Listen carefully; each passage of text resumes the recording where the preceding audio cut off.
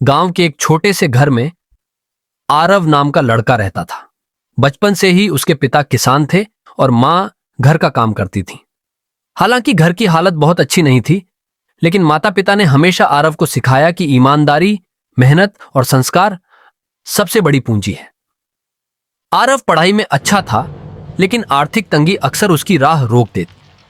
कई बार उसे किताबें खरीदने के लिए खेत में अपने पिता के साथ काम करना पड़ता, लेकिन वह हर दिन सोचता, अगर मैंने मेहनत करना छोड़ दिया तो सपने पूरे कैसे होंगे। गांव में अक्सर मेले लगते थे। एक बार मेले में आरव ने देखा कि लोग शिक्षा की बजाय भाग्य पर ज्यादा विश्वास कर रहे थे। ज्योतिष, ताबीज और झाड़ फूंक। उसे यह बात खटक गई। उसने सोचा कि ज्ञान से बढ़कर कोई ताबीज नहीं होता। उसी दिन उसने ठान लिया कि वह पढ़ लिख कर कुछ ऐसा करेगा जिससे उसके गांव में शिक्षा का महत्व बढ़े। दिन बीतते गए। दोस्तों के मजाक, गरीबी की ताने और कठिनाइयों के बावजूद आरव ने हार नहीं मानी। कभी लालटेन की धुंधली रोशनी में तो कभी पेड़ के नीचे बैठकर वह पढ़ाई करता रहा। आखिरकार उसने मेहनत के बल पर शहर की बड़ी यूनिवर्सिटी में दाखिला पा लिया। कई सालों बाद जब वह अपने गांव लौटा तो लोग चकित रह गए। अब आरव एक सफल शिक्षक बन चुका था। गांव वालों ने उसका स्वागत किया, लेकिन आरव के मन में कुछ और ही योजना थी। उसने अपने गांव में निःशुल्क पुस्तकालय और पढ़ाई की कक्षाएं शुरू की।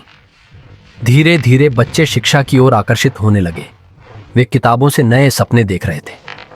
किसानों के बच्चे, जो कभी खेतों तक ही सीमित थे, अब डॉक्टर, इंजीनियर और शिक्षक बनने की राह पकड़ने लगे।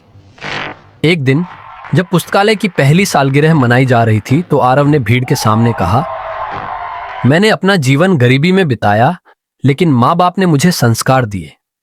संस्कार और शिक्षा मिलकर इंसान का असली भाग्य लिखते हैं। अगर तुम सबने ठान लिया तो यह गांव भी किसी शहर से कम नहीं होगा। उसकी बूढ़ी मां भीड़ में बैठी थी। उनकी आंखों से आंसू बह रहे थे। उन्होंने अपने बेटे से सिर्फ इतना कहा, तूने मुझे हमेशा गरीबी में जीने दिया, लेकिन आज तूने मुझे गर्व से जीना सिखा दिया। पूरा गांव भावुक हो गया। आरव समझ गया कि असली सफलता पैसे या पद में नहीं, बल्कि उस बदलाव में है जो आप समाज में लाते हैं।